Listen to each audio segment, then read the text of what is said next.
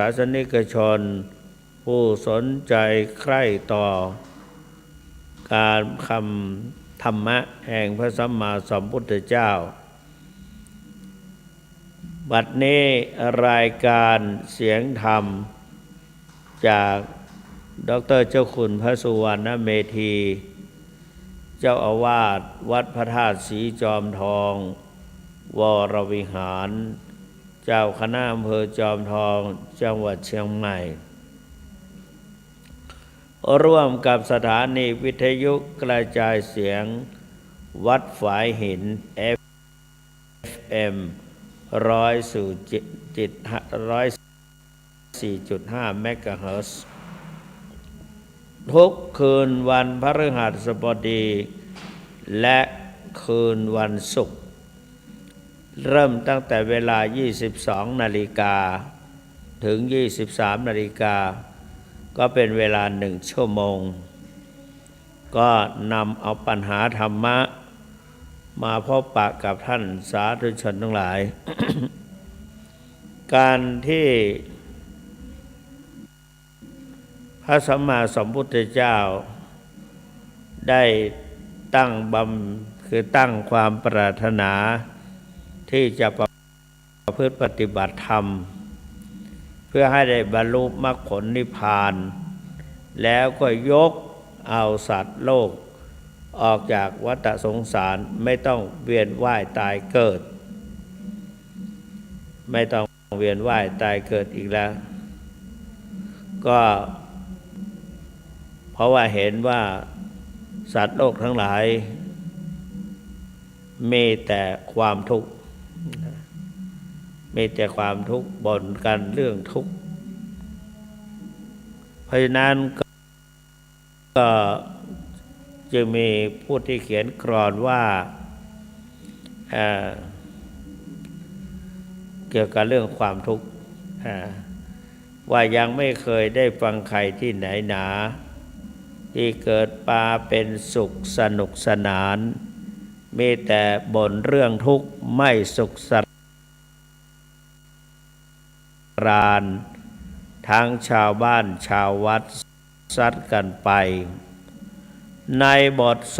วดพระธรรมจักรปวัตตนสูตรธรรมจักรปวัตตนสูตรนั้นทุกข์สมุทัยนิโรธมรรคเป็นบทสวดเพราะว่าตังโขปนภิกขเวทุกขังอริยสัจจังชาติปิทุกขาแม้การเกิดก็เป็นทุกข์ความจริงแล้วถ้าจะพูดถึงการเกิดในภพปัจจุบันเราก็เหมือนกันแล้วก็เราก็ไม่รู้แต่อาการแสดงออกนั้นก็บ่งบอกถึงว่าได้ตกอกตกใจได้สัมผัสกับบรรยากาศที่แวดล้อมก็เป็นทุกข์ร้องห่มร้องไห้ร่างกายเสียดสีกับอากาศนี่ก็คือกา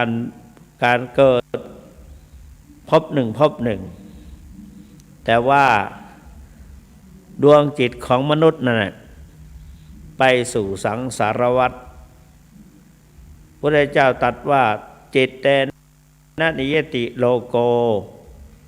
สัตว์โลกจิตนั่นแหละเป็นผู้นำไปร่างกายแต่ละร่างก็ทิ้งไว้บนพื้นปฐพีดลคือพื้นแผ่นดิน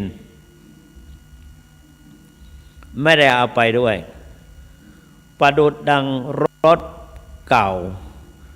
ไม่สามารถจะใช้กันได้ก็ต้องทิ้งไปเพราะฉะนั้นเราท่านทั้งหลายในชาติหนึ่งเราก็ทิ้งร่างกายไว้พระพุทธเจ้าบอกว่าถ้าเราได้ตรัสรู้อริยสัจสี่ทุกข์สมุทัยนิโรธมรรคทุกข์ก็คือความไม่สบายกายไม่สบายใจ ความไม่สบายกายไม่สบายใจได้ชื่อว่าทุกข์เพราะเป็นของทนได้ยากเพราะฉะนั้นการที่เราจะรู้จักทุกข์นั้นก็ต้องจะเกิดมาจากการปฏิบัติธรรมคือวิปัสสนากรรมฐานแนวสติปัฏฐานสี่มาพูดถึงเรื่องความทุกข์เรียกว่าชาติปิทุกขาแม้ความเกิดก็เป็นทุกข์การเกิดก็เป็นทุกข์เกิดในภพภูมิแต่ละอย่างโดยเฉพาะอย่างยิ่งไปเกิดในอบายภูมินรกเปรตอสุรกายสัตว์เดรัจฉานเนี่ยถามว่าแห่งพระริยเจ้าแต่ก็ได้ไปตกนรกมาพระพุทธเจ้าของเราก็มาเกิดเป็นสุวรรณสาม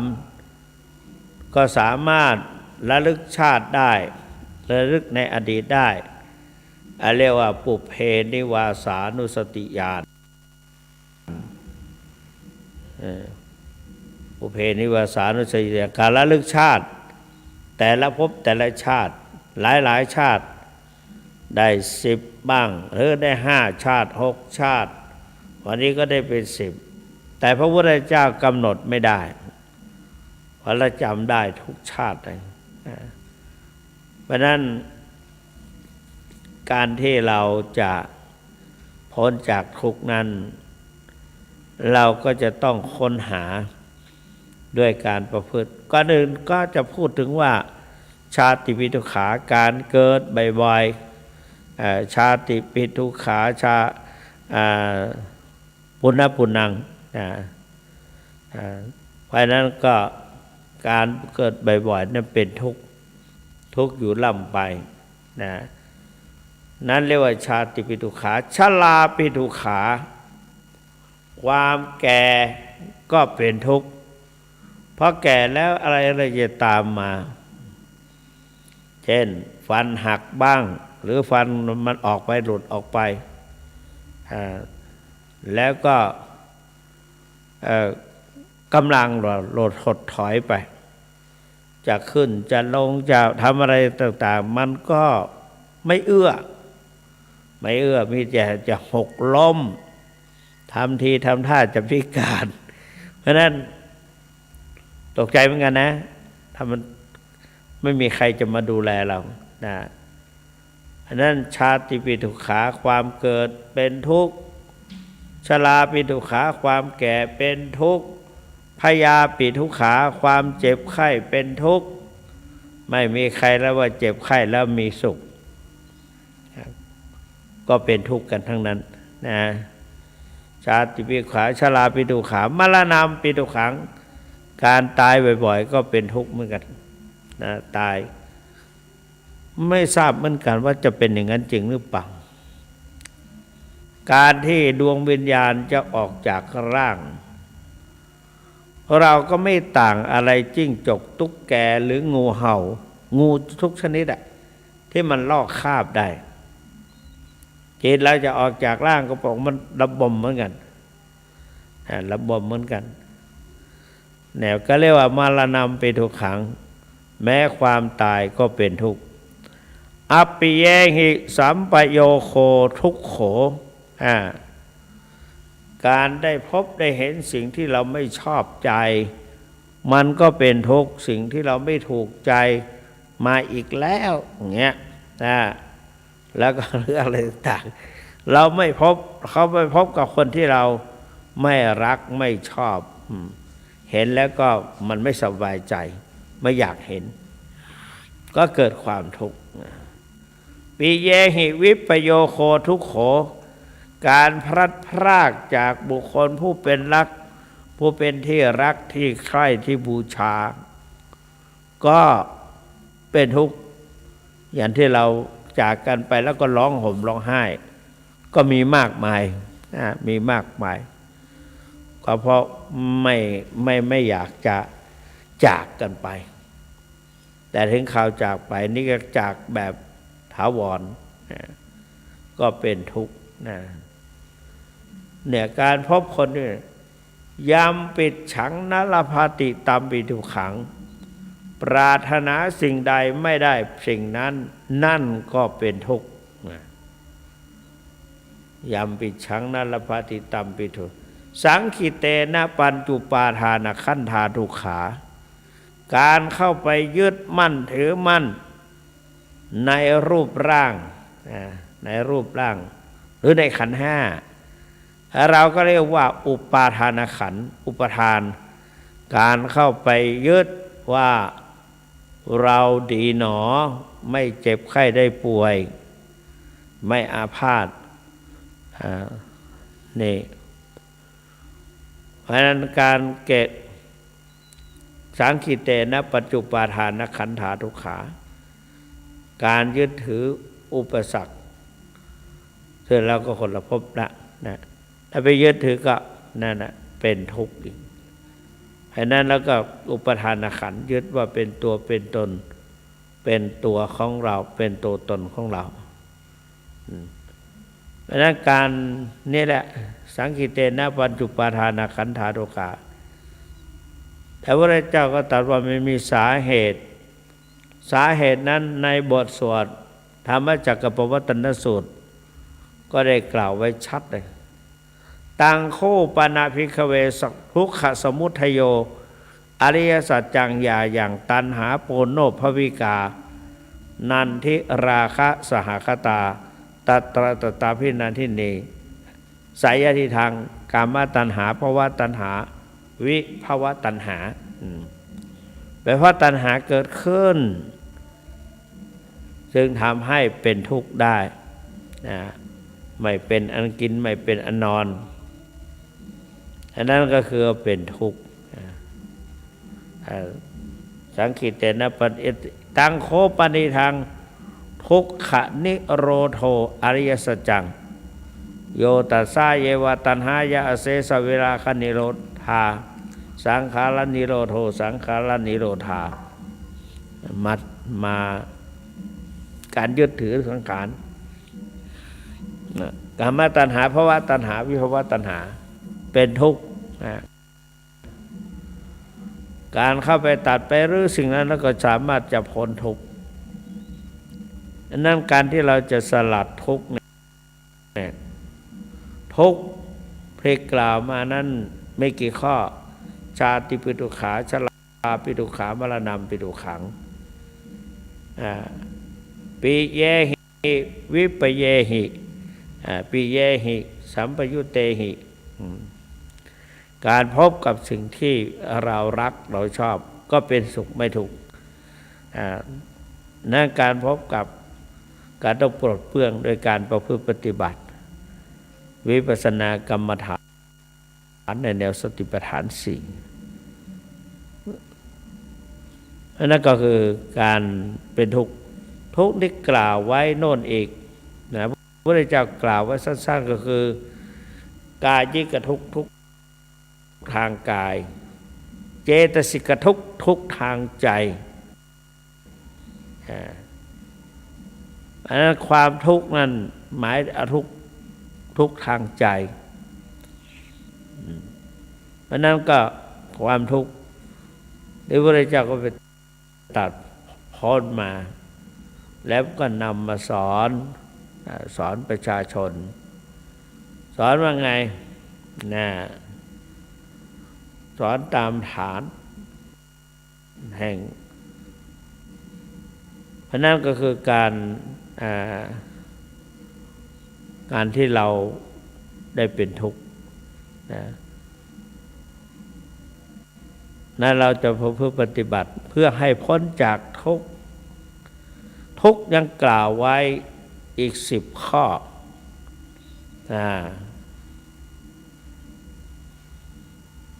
เรียกว่าสภาวะทุกข์ประจำสังขารอันได้แก่ชาติชรามรณะซึ่งเราได้ผ่านมาแล้วนะ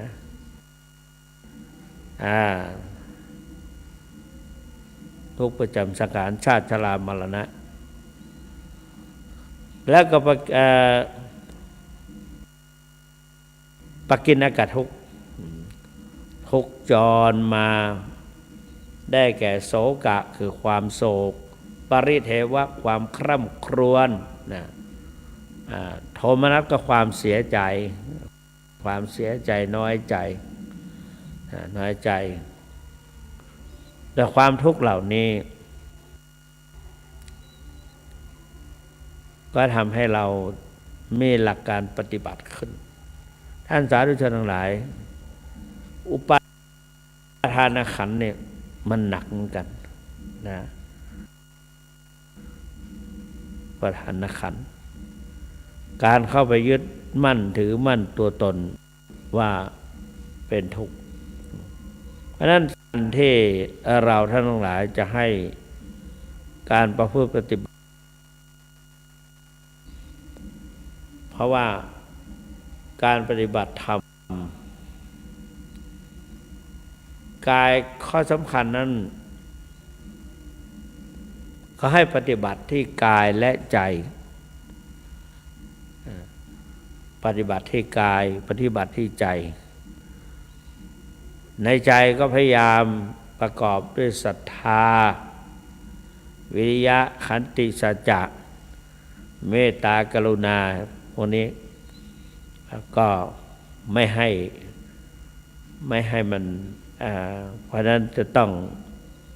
ศัพท์หนึ่งก็มีความหมายตั้งหลายในซ่อนอยู่นั่นนะเพราะนั้นเราเกี่ยวกับการประพฤติปฏิบัติครูบาอาจารย์เคยเล่าให้ฟังความแตกต่างของการประพฤติปฏิบัติของการประพฤติปฏิบัติวิปัสสนากรรมฐานในแนวสติปัฏฐานสี่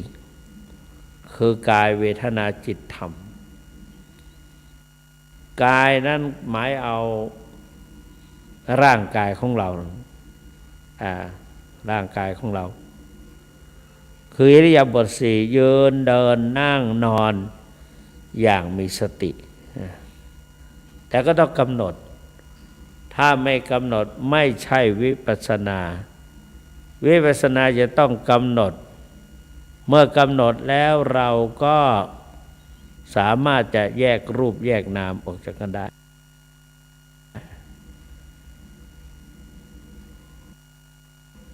การที่แยกรูปแยกนามนั้นก็ต้องปฏิบัติใช้สติกำหนดอิริยาบถสี่ยืนเดินนั่งนอนอย่างมีสติแล้วเราก็เวลาก็ให้ตั้งใจจริงตั้งใจจริงๆมีศรัทธาแล้วก็มีวิริยะมีความเพียรกระตือรือร้นชนิดที่กินน้อยนอนน้อยพูดน้อยปฏิบัติมากกินน้อยนอนน้อยพูดน้อยปฏิบัติมากก็เราก็พยายามกำหนดไม่กำหนดก็ไม่ใช่วิปัสสนาเพราะวิปัสสนาแล้วสามารถดูตัวออกบอกตัวได้ใช้ตัวฟังสั่งตัวเป็นเห็นตัวชัดจัดตัวถูกอย่างนี้พิจารณาไปหายใจเข้าหายใจออกต้องไปพร้อมๆกันระหว่างกำหนดนะเพราะนั้นก็เนี่ยท่านสาธุชนเมื่อกำหนดไปใจก็รู้ไม่อย่างเดียวเท่านั้นนะที่พระพุทธเจ้าได้ตรัสว่าหนึ่งต้องมีจิตใจตั้งมั่นจิตใจตั้งมั่นมีความเชื่อว่าจะต้องสำเร็จจิตใจตั้งมั่นสองขยันหมั่นเดินนี่เดินเนี่ยต้องขยันหมั่นเดินดังที่กล่าวว่าเดินกำหนดเท้านั่งกำหนดท้อง จ้องดูอาการเคลื่อนไหวใจกำหนดสภาวธรรมที่เกิดขึ้นนะเพราะนั้นเดินกำหนดนะกำหนดเมื่อกำหนดไปก็จิตใจก็ต้องเพราะเราตั้งใจจริงๆนะเมื่อจิตใจตั้งขณะที่เรากำลังอยู่นี้จะเกิดความปฏิบัติในเกี่ยวกับว่าการจะมาเพื่อปฏิบัติธรรมว่ามันจะมีความแตกต่างกันอย่างไรข้อสำคัญจิตใจตั้งมั่นสองขยันมีหลายท่านเดินไปเดินมาล้มลงไม่ได้ล้มลงเพราะเป็นลมง่วงนอนเต็มที่ก็เพราะนั้นต้องตั้งใจจิตใจตั้งมั่นขยันมาเดินมีความเพลินเพลินกับการกำหนดสนุกกับมันสนุกกับมันทำอะไรแล้วก็มีความสุขเราก็ตื่นตัวตื่นใจไปกำหนดลดละการสนทนาไม่ต้องคุยกันการปฏิบัตินั้นเขาบอกว่ากินน้อยนอนน้อยพูดน้อยปฏิบัติมากเพราะนั้นลดละการสนทนาเราเกิดมาในภพในชาตินี้3 วันดี4 วันป่วยหรือปรารถนาสิ่งใดไม่ได้สิ่งนั้นไม่ได้สมใจตามเจตนารมณ์ก็เป็นทุกข์อีกก็เป็นทุกข์อีกเมื่อเป็นเช่นนี้เราก็ต้องคอยกำกับคอยกำกับการหรือว่าคอยกำหนดคอยกำหนดอย่างโพชฌงค์ 7โพชฌงค์ 7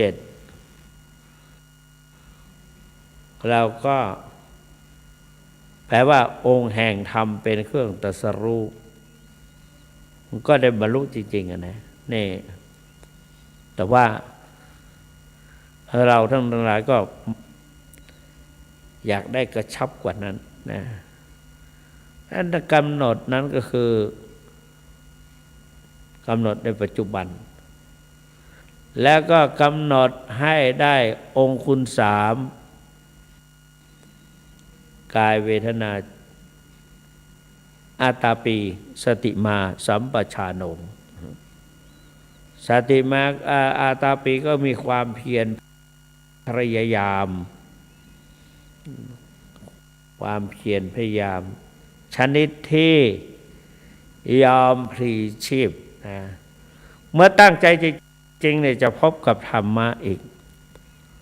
จิตใจสงบพบปัญญาปัญหาหายโรคภัยไม่ปรากฏทดแทนคุณบิดามารดาจิตใจของเราจะสงบได้ต้องกำหนดไปปฏิบัติทีนี้ท่านสาธุชนทั้งหลายเมื่อปฏิบัติเนี่ยขณะปฏิบัติมันจะเกิดนิมิตขึ้นนิมิตทางร่างกายอกลิ้นกายใจทั้งหมดนั้นเขาก็มีอยู่ในตัวเรากำหนดกายนั่นก็มีหลายอย่างการเดินจงก็เป็นทางกายเหมือนกันการกราบสติปัฏฐาน4ก็เป็นทางกายนี่การเดินการเดินแล้วก็เห็นเพราะนั้นก็คือการเดินเขาก็รู้เห็นเพราะนั้นก็ตั้งใจเมื่อตั้งใจแล้วมันก็ไปครึ่งหนึ่งจิตใจจะสงบพบปัญญาสามารถดูตัวออกบอกตัวได้ใช้ตัวฟังสักก็จะได้รู้เห็นได้สติก่อนสติคือความระลึกได้ระลึกในสติปัฏฐาน4เห็นไหมกายเวทนาจิตธรรม สองธรรมวิจยะความสอดส่องธรรมก็ได้แก่การกำหนดเดินกำหนดเท้านั่งกำหนดท้องจ้องดูอาการเคลื่อนไหวใจกำหนดอยู่ตลอดเวลา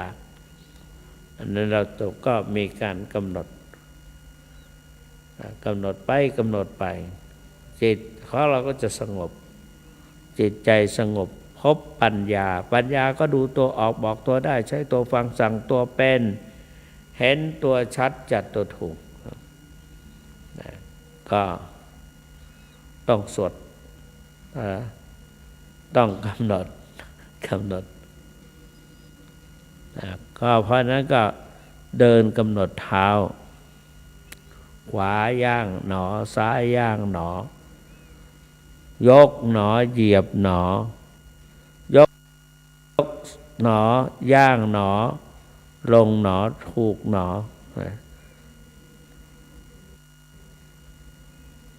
ถ้า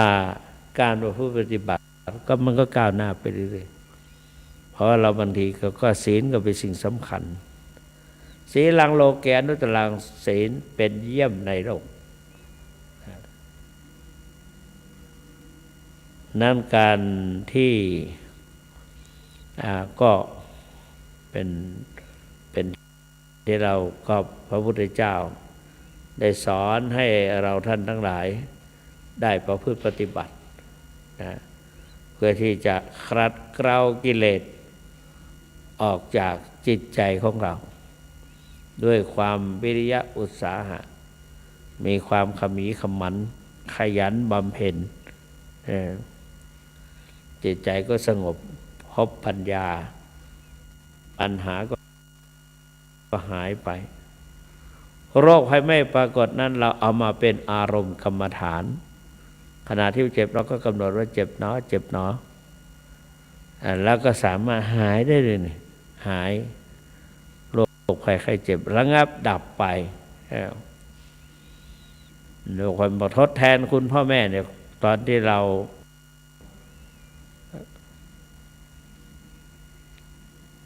การที่เราได้กำหนดแล้วก็เราก็มีความตื่นตัวเรียกว่าชาคะริยานุโยคประกอบความเพียรเพื่อจะชำระจิตใจให้หมดจดไม่โดยไม่เห็นแก่นอนแต่ยังนอนก็กำหนดได้นะกำหนดได้กำหนดรู้ดูออกนั้นท่านสาธุชนทั้งหลายโพชฌงค์เจ็ดสติความระลึกได้ธรรมวิจยะความกำหนดต้องมีวิริยะมีความเพียรพยายามหากปีติบังเกิดขึ้นนะปีตินี่ก็แปลกไม่เหมือนกับตัวในหนังสือที่เราได้ดูได้อ่านได้เรียนมาไม่มีนะเพียงแต่จับเอาประเด็นจากโน่นจากนี่แล้วเอามาว่าให้สัมผัสกันหรือว่าไม่สัมผัสก็สามารถไปด้วยกันได้นะอันนั้นที่นี้ก็เรียกว่าขุทกปีติเวลามันเกิดขึ้นมันเกิดขึ้นทีนี้มันมีลักษณะว่าขนลุกตั้งหนังหัวพองระคายผิวดังต้องด้วยปลายเข็มใจสั่นรัวน้ำตาไหลออกมาเองเพราะฉะนั้นเรากำหนดขนลุกเกิดขนลุกตั้งพอมาขันธิกาปีติเกิดเป็นแสงแดงประกายคล้ายฟ้าแลบคล้ายฟ้าแลบขนลุกตั้งน้ำตาไหลร้อนกายเบียนบางครั้งก็คันวนเวียนเหมือนหน้าตาสิ่งเหล่านี้เป็นอุปทานเหมือนกันเหมือนกับว่ามาไต่มาตอมเรามาไต่มาตอมเราเพราะนั้นขนลุกตั้งหนังหัวพองระคายผิวดังต้องโดย มาที่ข้อสดสามก็คือในเรื่องเกี่ยวกับการค้าขายแล้วก็ปฏิบัติธรรมไปด้วยเราก็จะได้พบแสงธรรมทำให้สว่างในจิตใจเราท่านหลายผ่านการประพฤติปฏิบัติมาก็สามารถที่จะดูหรือควบคุมในการประพฤติปฏิบัติได้ทีนี้ก็จะเปิดโอกาสให้ท่านสาธุชนมาขับไล่ไม่กล้าพูดวันนี้ไม่พูดนะต้องอดทนชาคริยานุโยคประกอบความเพียรเพื่อจะชำระใจจิตใจให้หมดจดไม่เห็นแก่นอนมากนัก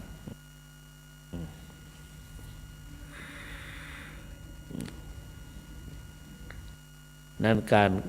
081มาเลย081 783 0215 081 783 0215มาคุยด้วยกันหน่อยมาญาติโยมมีใครฟังบ้างที่จะวันนี้ไปงานเยอะฉลองเจ้าคณะรองเจ้าคณะอำเภอก่อนวันก่อนก็ไปกรุงเทพในกรุงเทพไปในงานที่วัดปากน้ำสร้างพระพุทธรูปอย่าถามว่าพระพุทธรูปน่ะสร้างเมื่อสมัยก่อนแรกเนี่ยใครเป็นคนสร้างก็เนื่องจากว่าพระพุทธเจ้าเสด็จไปจำพรรษาอยู่ชั้นดาวดึงส์ประชาชนที่เข้ามาหวังเฝ้าพระพุทธเจ้าหวังจะพบจะกราบจะไหว้จะพูดอะไรสักหน่อยแต่ว่าด้วยอิทธิฤทธิ์พุทธิฤทธิ์หรือบารมีของพระพุทธเจ้าคือไม่ต้องถามนะท่านไม่ให้ถามก็เลยไม่ได้ถามไม่เปิดช่องให้นั่นก็คือการที่เราได้มาประพฤติปฏิบัติก็กำหนดนะกำหนดถ้าไม่กำหนดแล้วก็ไม่สามารถจะรู้ได้ต้องกำหนดนะแทน081783025มีไหม081783025จะคุยด้วยวันนี้จะถามบ้างอะไรบ้างโยมก็คุยกับอาตมาบ้างเพราะวันนี้เป็นวันศุกร์แรกก็เกือบจะไม่พูดอยู่ละเจ้าหน้าที่ก็จะติดต่อสถานีบอกว่าวันนี้ยกเลิกคืนนี้ยกเลิกแต่มาถึงที่แล้วไม่ยกละก็รู้อยู่ว่ามันเงียบไปแต่ว่าปากมันพูดนี่ก็หลายประโยคกันก่อนที่จะพูดก็รู้อยู่ละวันนี้จะต้องเข้าทางออกทาง1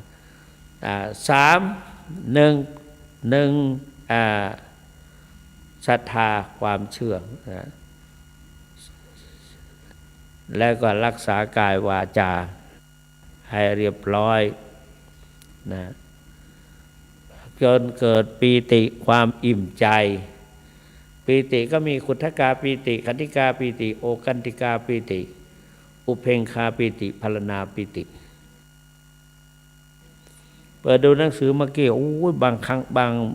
บางปีติมี17-18ข้อนะ17-18ข้อปีติวันนี้จะเล่าให้ฟังดีกว่า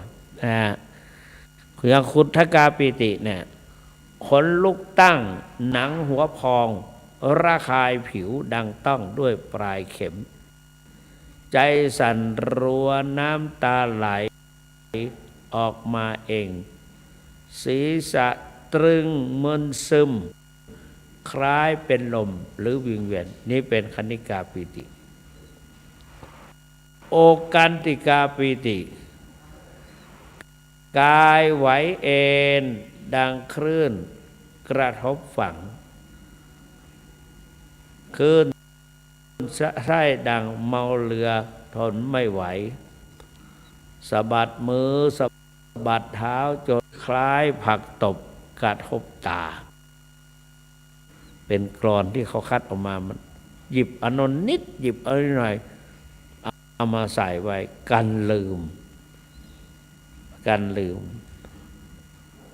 นั้นต้องคอยกำหนดเอาใจใส่นะปีติมันจะแผ่ไปอีกเนื้อตัวพองกายเบาคล้ายลอยขึ้นศีรษะหมุนปากงับกายเขมรไปหน้าหลังหรือข้างเนื้อหนังเต้นเอ็นกระตุก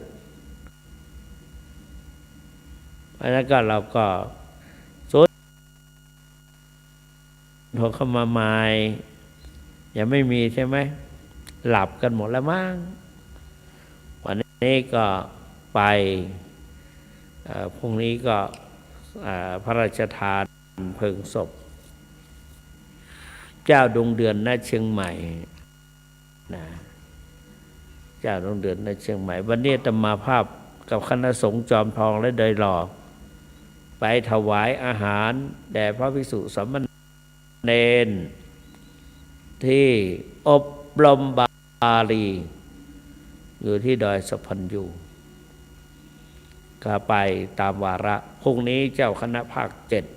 7จะมาเป็นเจ้าภาพจะมาถวายภัตตาหารเช้าและภัตตาหารเพลนอกจากนั้นก็มีน้ำปา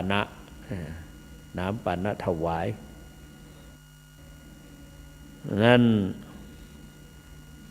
อันนี้เรียกว่าปริยัติส่วนปฏิบัตินั้นทำนิดก็ได้บุญทำหน่อยก็ได้บุญนะขอให้ตั้งใจทำจิตใจจะสงบพบปัญญาปัญหาหายโรคภัยไม่ปรากฏทดแทนคุณพ่อแม่แผ่กุศลถึงเจ้ากรรมนายเวรจิตอานิสงส์ของการปฏิบัติจิตหรือก่อนหลังกันแล้วก็สามารถทำได้มาบางทีก็ความชำนาญเลิกเกิดขึ้นดังเขาเขียนกลอนว่าความชำนาญเกิดจากการเริ่มต้นและทำบ่อยๆไม่ว่าจะเป็นสิ่งใดก็ตามถ้าทำบ่อยๆจะเกิดความชำนาญขึ้น0817830215มีไหมลองว่าจะไปจะกดก่อน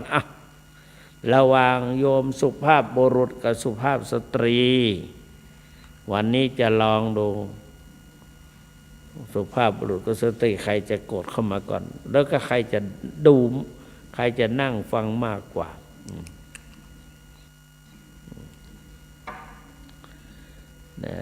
เพราะนั้นก็เราท่านทั้งหลายต้องพยายามรักษาสุขภาพเจ้าบุคคลสมเด็จมหาราชมังคลาจารย์แนะนำให้การเรียนหนังสือเอาง่ายๆเอาง่ายๆไม่ต้องเอายาก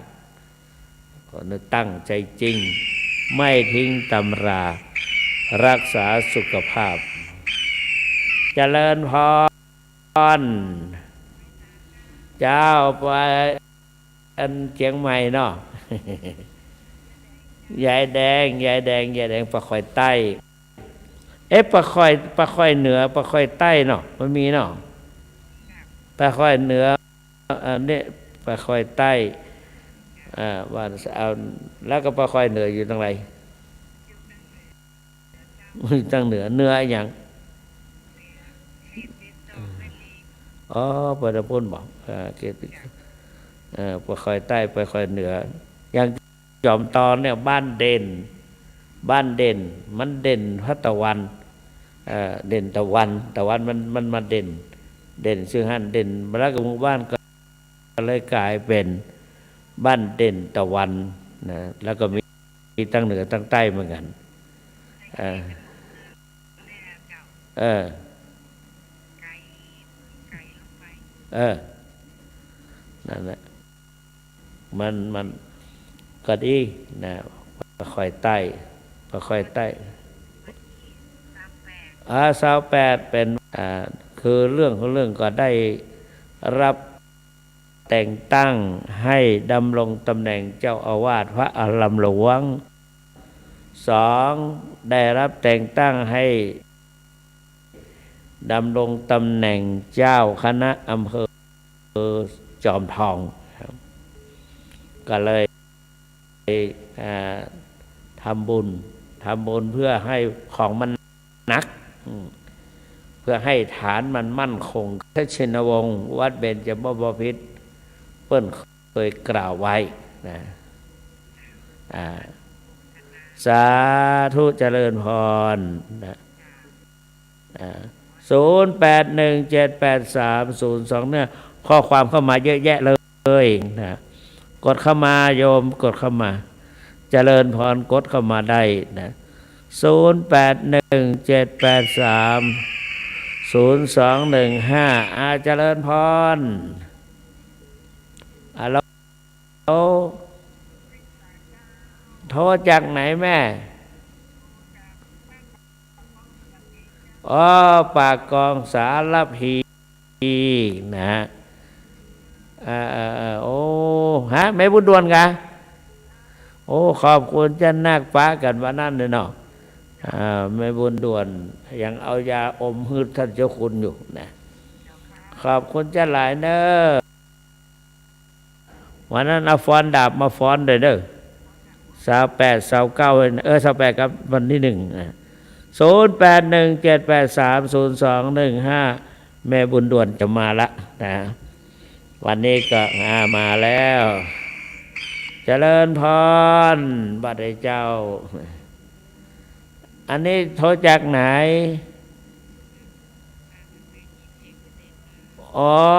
ดอยสะเก็ดเนาะ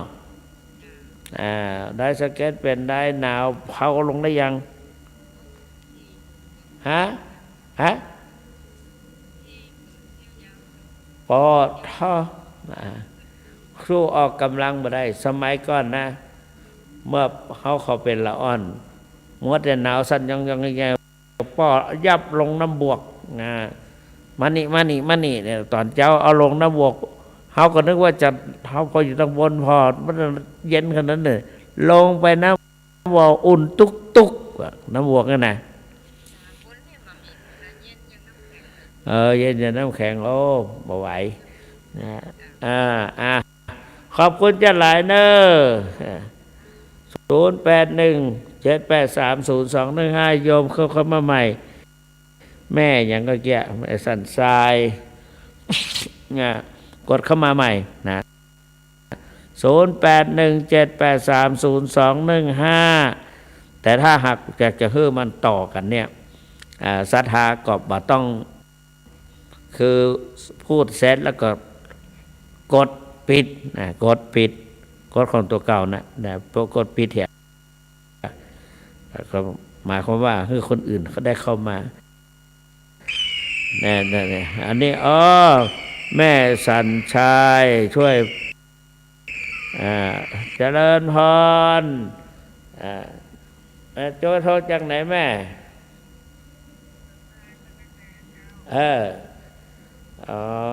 ช่วยประชาสัมพันธ์อย่างเขาแล้วเขาเขียนว่าช่วยประชาสัมพันธ์เหมือนกัน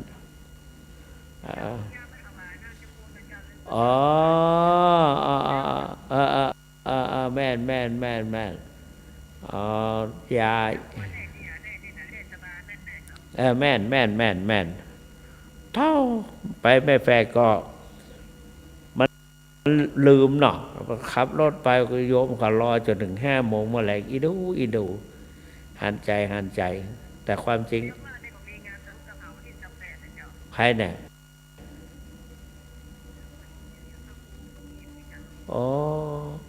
จะเผาวันที่28 อ๋ออ๋ออ๋ออ๋ออ๋อมันก็ตู้เจ้าเป็นเขาเรียกว่าไอ้ยังก็ไอ้ยังตกที่ตู้เจ้าก็ได้บอกสลมเออมรณะตกสลมไอ้ยังก็ได้สลมนี่แหละก่อนนั่นแม่นศพตู้เจ้านี่จึงมีคนหลายอ่าเออสาธุสาธุสาธุอืมเขาไปเต้ที่ไหนละแป้หรือน่านน่ะนักคนก็นักขนาดเขาเต้แล้วประกอบเปิ้นจัดการอย่างเรียบร้อยพอเต้แล้วก็เมื่อค่ำมาเปิ้นฟังเทศหัวค่ำเขาก็โอ้เปิ้นมานั่งฟังเจ้าคุณอย่างก็เปิ้นมานั่งดูหนังนะนักเต้หนักว่าเอากระดาษถุงปูนมารองนั่งนะคนสนามกีฬาเนาะเออเออเออเออถ้าเจ้าคุณมาเทศกะอ๋อแม่นมันมืดเด้อตัวเจ้าอืมอืม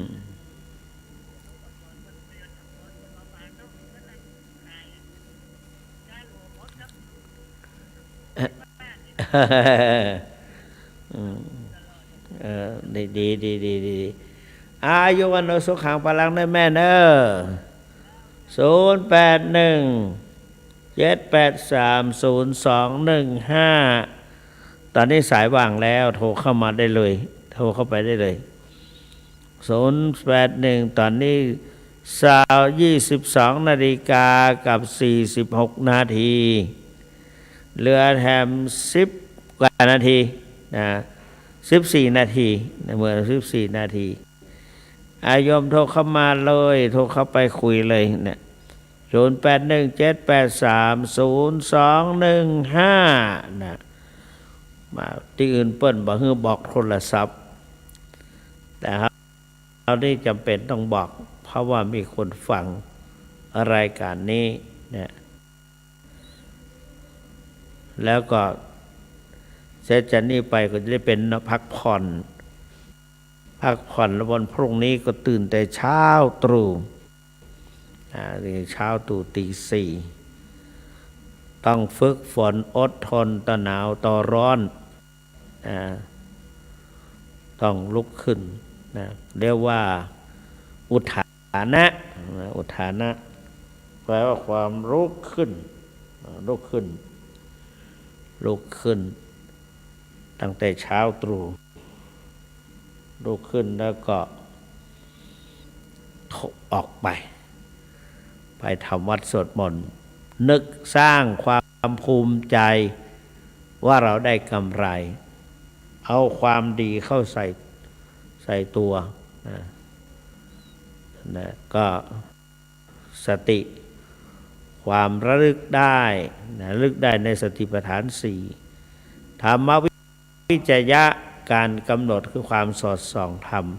3วิริยะความเพียร 4ปีติความอิ่มใจ 5ปัสสัทธิความสงบใจและอารมณ์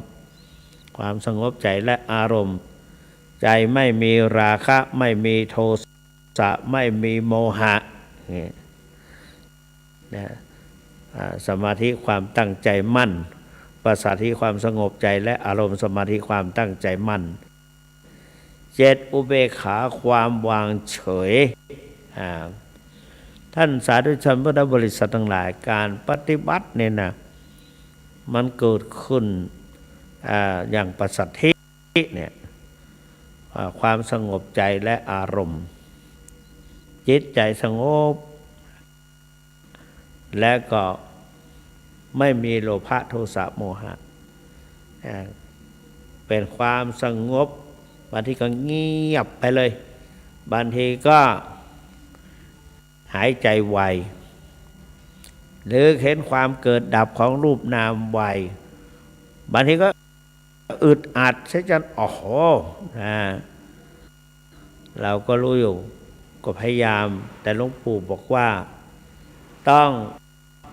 ให้กำหนดปัจจุบันถ้ามันอัดหนออึดอัดหนอแต่หลวงปู่บอกว่าให้กำหนดปัจจุบันปัจจุบันนี่มันก็จะเกิดสภาวะธรรมในปัจจุบันหลายๆอย่างแทรกกันเข้ามาแล้วก็กำหนดนะกำหนดไม่ทันจริงๆก็รู้หนอแล้วก็กำหนดพยายามกำหนดปัจจุบันกำหนดแล้วก็รู้หนอสภาวะธรรมก็จะเกิดการเปลี่ยนแปลงตอนนี้จะเห็นไตรลักษณ์ง่ายที่สุดเลยหรือว่าได้เด่นชัดที่สุดไตรลักษณ์รูปนามนี่บางทีเราก็กำหนดว่าเป็นรูปเป็นนามจิตเข้าไปรับรูปเป็นนามสิ่งที่ปรากฏนั้นเป็นรูปนะสิ่งที่รับรู้ก็เป็นนามแต่ว่าการเกิดดับของรูปนามเป็นไตรลักษณ์คืออนิจจังทุกขังอนัตตาก็จะเห็นชัดที่สุดนะฮะเห็นชัดที่สุดพอเห็นชัดเนี่ยก็เป็นวิปัสสนาล้วนๆเป็นวิปัสสนาเพราะว่าเห็นรู้แจ้งเห็นจริงตามความเป็นจริงของสังขารในขณะนั้นก็นี่แหละเป็นตัววิปัสสนาแปลว่าความรู้แจ้งเห็นจริงในความเกิดดับของรูปนามจะได้อันที่สองจิตใจสงบพบปัญญาปัญหาหายโรคภัยไม่ปรากฏโทษแทนคุณพ่อแม่แผ่กุศลถึงเจ้ากรรมนายเวรก็นี่คือขออย่างเดียวขอให้จิตใจตั้งมั่นจิตใจตั้งมั่นขยันหมั่นเดินเพลิดเพลินกับการกำหนดลดละการสนทนาแผ่เมตตาต่อตนเองและสัตว์โลกเดินกำหนดเท้านั่งกำหนดท้องจ้องดูอาการเคลื่อนไหวใจกำหนดสภาวะธรรมที่เกิดขึ้นนะก็ภาวนาอัตตาปีเนี่ยเขาเขียนว่าเพียรตั้งใจจริงก็ชนิดที่ว่ากินน้อยนอนน้อยพูดน้อยปฏิบัติมากการกำหนดในทุกวันเพิ่มเติมเสริมขึ้นไปทุกวันในด้านจิตใจของเราก็จะบอบบางเบาบางจากความโลภความโกรธความหลงอันนั้นนี่ก็คือการปฏิบัติของวิปัสสนากรรมฐานแนวสติปัฏฐาน4เหลือเวลาอีก8นาที0817830215เหลืออีก7นาทีก็จะ4 ทุ่มนะอันนี้4 ทุ่มกับ53 นาทีเหลืออีก7 นาทีก็จะเป็น5 ทุ่มนะ5 ทุ่มอันนี้เป็น4 ทุ่ม22นี่4 ทุ่มนะอันนั้นก็0817830215โทรเข้าไปได้เลยนะท่านได้ก็โทรมาก็แล้วกันนะวันนี้ก็ได้พบปะกับท่านสาธุชนพุทธบริษัททั้งหลายก็นำไปใคร่ครวญพินิจพิเคราะห์นะแล้วก็ว่าเพื่อปฏิบัติต่อหรือว่าจะหลับก็แล้วแต่เกือบอีก6 นาทีเจริญพรโทรจากไหนอ๋อปากกล้วยอ๋อ วันที่ 3ตอนแรกวันที่ 3ก็จะมอบพัดประเดี๋ยวมามอบละเลื่อนไปละเลื่อนไปละแต่วันที่28นั่นเป็นงานของเจ้าคุณโดยเฉพาะเป็น28เนี่ยกันแล้วก็วันที่1กุมภาเนี่ย28กุมภาแล้วก็วันที่1มีนาเนี่ยปากันไปนักๆเนอะอายุวันโนสุขังพลังเรือแถม5 นาทีเหลืออีก5 นาทีใครจะโทรถามก็ได้เหลืออีก5 นาทีข้าพเจ้าว่าทำไมท่านเจ้าคุณจะได้ถึงง่วงเงาเหานอนต้องขอยอมรับสารภาพว่าคัดรายชื่อรายอย่างของพระสงฆ์ที่จะนิมนต์เพราะเรามันมีฮื้อก็ต้องเข้าไปดูเพ่งดูที่ Google นะเพ่งดูไปเพ่งดูมามันก็สายตาอ่อนก็เลยแค่หลับนะง่วงนอนนะอันนั้นท่านสาธุชนจะเข้าไปเพื่อกระตุ้นไม่ให้ง่วงนอนก็เข้าไปได้นะก่อนนี้ก็เหลือ5 นาทีเหลืออีก5 นาที4 นาทีเหลืออีก4 นาทีมีใครบ้างจะโทรเข้าไปหรือว่าจะให้อาตมาหยุดเพียงแค่นี้ก็ได้นะถ้าไม่โทรมาก็จะลาญาติโยมลาญาติโยมไปก่อนวันพุธหน้ามีไหมพุธมีไหมพุธหน้าวันพุธพฤหัสศุกร์3 วันซ้อนๆกันวันพุธนั้นตั้งแต่คือได้20:30 นาทีจนถึง22 นาฬิกาอันนี้แม่แม่เบอร์แม่ท่านเต่ายอมแม่ว่าไงคะจ้าไปเที่ยววัดพระธาตุสีจอมทองไหมไปปลายเดือนเนี่ยเดี๋ยวจะฉลองให้ลูกโยมด้วยเอาฉลองด้วยกัน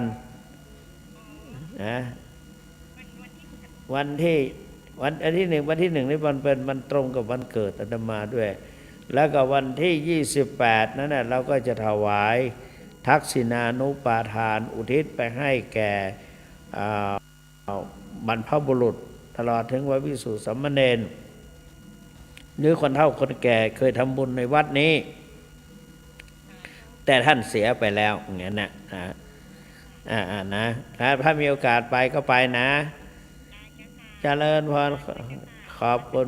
เจริญพรขอบคุณมาก081แม่กดทีเดี๋ยวเข้ามาแล้วเจริญพรเจ้าโทษจังไหนเจ้า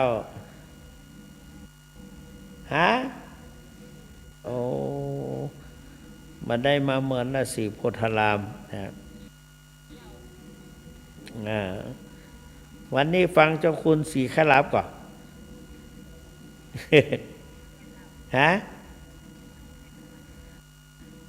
ก็ว่าไปนะ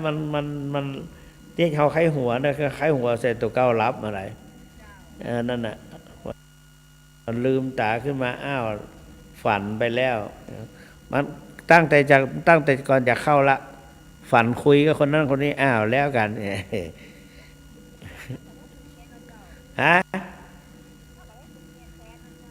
แม่นอายุวันโนสุขังพลังเด้08178302215ยังเหลือเวลาอีก1 นาที08178302215ใช้เวลาให้คุ้มประโยชน์ที่สุดเลยโยมไผ่จะเข้ามาบ่อยๆเหลือแถมนาทีเดียวแล้วก็จะเปิดละขลับละนะขออนุภาพคุณพระศรีรัตนตรัยและสิ่งศักดิ์สิทธิ์ทั้งหลายจงปกปักพิทักษ์รักษาท่านทั้งหลายทุกท่านให้แคล้วคลาดจากพยันตรายภัยพิบัติพบแต่ความสุขสวัสดิ์พิพัฒนมงคลสมบูรณ์พูนผลดังที่ตนตั้งไว้ทุกประการ